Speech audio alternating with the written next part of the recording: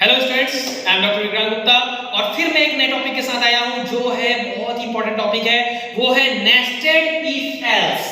इसके previous lecture में मैंने आपको इफ एल्स लैडर के बारे में बताया। ये ब्रांचिंग स्टेटमेंट होता है, सी लैंग्वेज में भी इस्तेमाल होता है, C++ में भी होता है, और कोई भी अगर लैंग्वेज की बात कर रहे हैं और कंट्रोल स्टेटमेंट की बात होती है तो वहां पर if else ladder, nested if else, इस प्रकार से हम ब्रांचिंग स्टेटमेंट को पढ़ते हैं।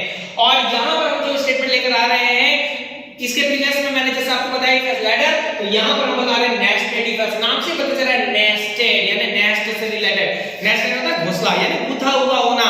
लैडर में आपने देखा कि मल्टीपल कंडीशन के आधार पर हमने स्टेटमेंट को डिस्प्ले कराया, लेकिन वहां पर यह था कि अगर पहला कंडीशन गलत होता है तो दूसरे कंडीशन को, दूसरा कंडीशन गलत होता है तो तीसरे कंडीशन को, और लास्ट में फिर हम क्या करते हैं, एल्स पोर्शन को डिस्प्ले करते हैं। लेकिन जब हमारे सामने एक सिचुएशन ऐसी आ जाती है कि आपको मल्टीपल कंडीशन को चेक करके स्टेटमेंट को डिस्प्ले करना है, तब वहां पर उपरोक्त जितने भी मैंने आपको बताया इफ एल्स और इफ एल्स लैडर वगैरह, वो वहां पर काम नहीं आते। वहां पर काम आता है नेस्टेड इफ एल्स। जैसे हमारे सामने एक सिचुएशन आ रही है, write the program for finding the largest value among the three variable.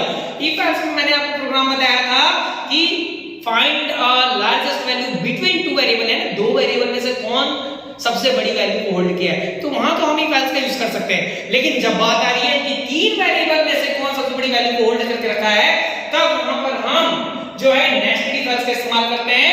तो जब मल्टीपल कंडीशन के आधार पर हम डिस्प्ले करा रहे हैं स्टेटमेंट को, तब हमारा नेस्टेड इफ एल्स काम आता है। और आप सिंटैक्स में देख सकते हैं कि किस प्रकार से होता है।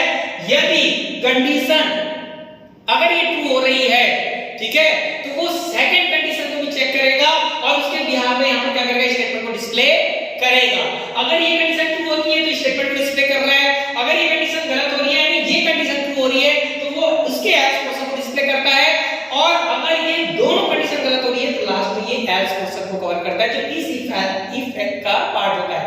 यानी मेजर जो इफ होता है उसकी बॉडी क्लोज करने के बाद जो उसका एल्स होता है, लास्ट में उसके स्टेटमेंट को क्या करता है, डिस्प्ले करता है। तो सपोज हम यहां पर एक कंडीशन दे रहे हैं इज ग्रेटर देन बी, यहां पर दे रहे हैं बी इज ग्रेटर देन सी, तो दोनों को चेक करेगा। अगर ए बड़ा है बी से ट्रू हो रहा है तो यहां पर जो स्टेटमेंट आएगा हमारा ए इज ग्रेटर आ जाएगा, उसको डिस्प्ले कर देगा, ठीक है। अगर वो यहां पर बी इज ग्रेटर देन सी, यानी ऑब्वियस है कि ए से बी बड़ा हुआ तभी वो सेकंड कंडीशन पे जा रहा है, ठीक है। तो जब सेकंड कंडीशन को चेक करा बी इज ग्रेटर देन सी, यानी ए से बड़ा है बी और बी बड़ा है सी से, ये कंडीशन ट्रू होती है तो बी इज ग्रेटर दे देगा। अगर ये दोनों गलत हो रहे हैं तो यहां पर आएगा सी इज ग्रेटर मैसेज आएगा हमारा, यानी एल्स पोर्शन पे आएगा। तो यहां पर मल्टीपल तरीके से आप यहां पर क्या कर सकते हैं, नेस्टेड इफ एल्स प्रोग्राम बना सकते हैं। आप यहां लिख भी सकते हैं A greater than B and double जो लॉजिकल एंड है ए ग्रेटर देन सी, इस प्रकार से आप यहां पर क्या कर सकते हैं, मल्टीपल चॉइसेस को यहां पर डाल सकते हैं, ठीक है। तो लेकिन यहां सवाल उठ रहा है कि हम यहां नेस्टेड इफ एल्स क्यों इस्तेमाल करें, यहां तो लैडर से भी काम बन सकता है। तो आप यहां पर देख सकते हैं कि लैडर में क्या समस्या आती है। जब आप लैडर में कोई प्रोग्राम डेवलप करते हैं इसी को तीन वेरिएबल वाला, तो आप यहां पर देखिए तीन वेरिएबल मैंने लिया है ए बी और सी। मैंने यहां पर सिमिलरली वैल्यू डाल दिया 30 20 और 10। तो अब यहां चेक हुआ लैडर के हिसाब से if a greater than b, तो ऑब्वियसली मेरा यहां पर 30 है ए में, तो ए बड़ा है तो मैसेज क्या आएगा मेरा ए इज ग्रेटर, और वो लूप से माने कंडीशन से बाहर आ जाएगा, यानी प्रोग्राम से बाहर आ जाएगा। अगर ये तो सही हो गया वैल्यू के अकॉर्डिंग, लेकिन अगर यहां पर सिचुएशन इस प्रकार से आ जाती कि a में 20 होता b में 30 होता, ठीक है, तो भी क्या होता, if a greater than b, गलत हो रही है कंडीशन तो ऑब्वियसली वो सेकंड में आएगा, एलसी पोर्शन में आएगा, चेक करेगा b is greater than c, क्योंकि a से बड़ा है b मेरा ऑलरेडी, a से बड़ा है b मेरा ऑलरेडी, तो यहां पर चेक कर रहा है b ग्रेटर देन c, ठीक है। तो b यहां पर c से भी बड़ा है, यानी दोनों से जब बड़ा होगा b इज ग्रेटर, ठीक है। अगर यहां पर मैं कंडीशन और चेंज कर देता हूं, a में कर देता हूं 10, b में कर देता हूं 20 और c में कर देता हूं 30, यानी क्या हो रहा है, a वाला ये कंडीशन गलत हो गया, सेकंड में आया b is greater than c, ये भी गलत हो गया क्योंकि b मेरा c से छोटा है, तो ऑब्वियस है कि लास्ट में क्या आएगा हमारा आउटपुट c इज ग्रेटर। तो यहां पर सोचने वाली बात हो रही है, तो फिर हम नेस्टेड इफ एल्स का यूज क्यों कर रहे हैं भाई।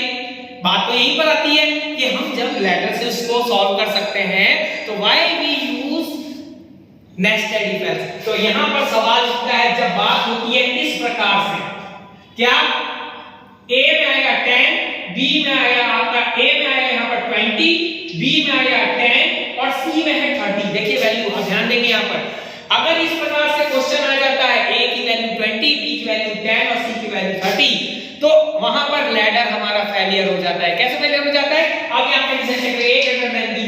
अब आप देखिए a तो मेरा b से बड़ा है, यानी ये कंडीशन ट्रू हो गई, और कंडीशन ट्रू होने पर a इज ग्रेटर मैसेज को डिस्प्ले करेगा और प्रोग्राम से क्या हो जाएगा?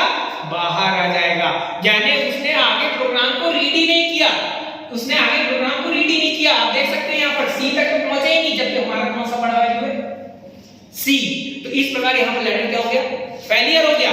तो लैडर यहाँ पर इस प्रकार की सिचुएशन में फेल हो जाता है, इसलिए हम लोग यहाँ पर क्या पढ़ते हैं? नेस्टेड इफ एल्स, ताकि हम उस प्रॉब्लम को सही तरीके से रिजॉल्व कर सके।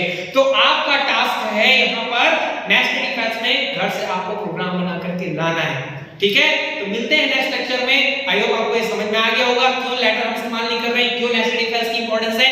मिलते हैं नेक्स्ट क्लास में। See you again, thank you so much.